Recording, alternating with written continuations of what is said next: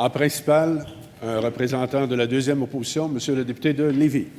Monsieur le Président, je vous raconte l'histoire de Charles-Olivier Ratier. C'est un jeune handicapé de 26 ans qui vit dans un CHSLD depuis 4 ans, un CHSLD de Brossard, alors que ce n'est pas sa place. D'ailleurs, je salue son père Robert, qui est dans les tribunes aujourd'hui avec nous, qui se bat pour que son fils soit hébergé ailleurs depuis plus de 3 ans. Charles-Olivier ne devrait pas se retrouver dans un CHSLD. Des fonctionnaires et un sous-ministre l'ont souligné, l'ont reconnu, et j'en cite un.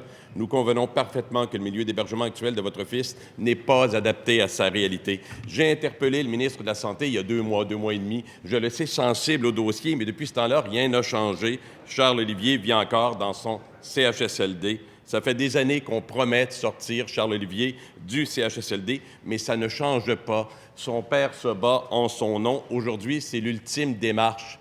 Monsieur le Président, est-ce que le ministre de la Santé accepte de rencontrer aujourd'hui Robert Ratier après la période de questions pour discuter du cas de Charles-Olivier? Monsieur le ministre de la Santé et des Services sociaux. Évidemment, Monsieur le Président, que j'accepte de rencontrer le père de Monsieur Ratier. Et évidemment que je vais le rencontrer avec le plus grand des plaisirs, Monsieur le Président, puisque nous sommes liés ne serait-ce que par un lien de représentation. Maintenant, dans quelque part, je déplore l'action du député de Lévis. Je pense que j'ai bien répondu lorsqu'il a fait son intervention il y a plusieurs semaines, à l'effet que ce sujet-là est un sujet auquel nous travaillons. On travaillait à l'époque et on continue encore à travailler aujourd'hui et on va continuer à travailler. Pas simplement pour cette situation-là, mais bien pour la situation des centaines, il y en a plusieurs centaines de citoyens qui sont dans cette situation-là, malheureusement, des citoyens qui sont affublés d'une condition médicale qui fait en sorte qu'ils doivent être dans un environnement qui est celui que l'on connaît.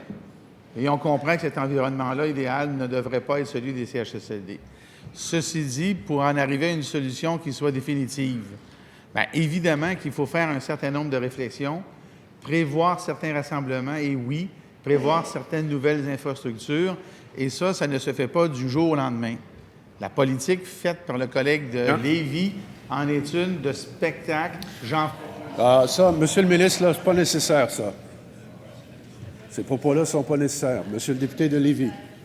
Monsieur le Président, je n'en reviens pas. Je ne reviens pas de cette réponse-là. Je ne reviens pas de l'attitude du ministre dans cette réponse-là. Quand on prend la voix, la parole au nom de citoyens qui réclament et qui travaillent fort, je pense qu'on doit s'en réjouir. Je me réjouis quand même de la rencontre. Je ne comprends pas son attitude. Je ne la comprendrai probablement jamais. Charles-Olivier vit son combat depuis trop longtemps. 3 ans de démarche, des courriels qui signifient que ce n'est pas sa place. Alors, je demanderai au ministre, trouve-t-il que ce délai de plus de 3 ans est un délai raisonnable? Monsieur le ministre de la Santé. Et je vais le redire, monsieur, puis je vais le dire Monsieur le Président, en personne, à la famille, en personne. On travaille déjà là-dessus. Et on va continuer à travailler. Et l'enjeu, Monsieur le Président, est un enjeu qui est clair. Aujourd'hui, notre réseau, malheureusement, ne dispose pas sur notre territoire d'infrastructures dédiées à cette clientèle. Et c'est ce à quoi on travaille.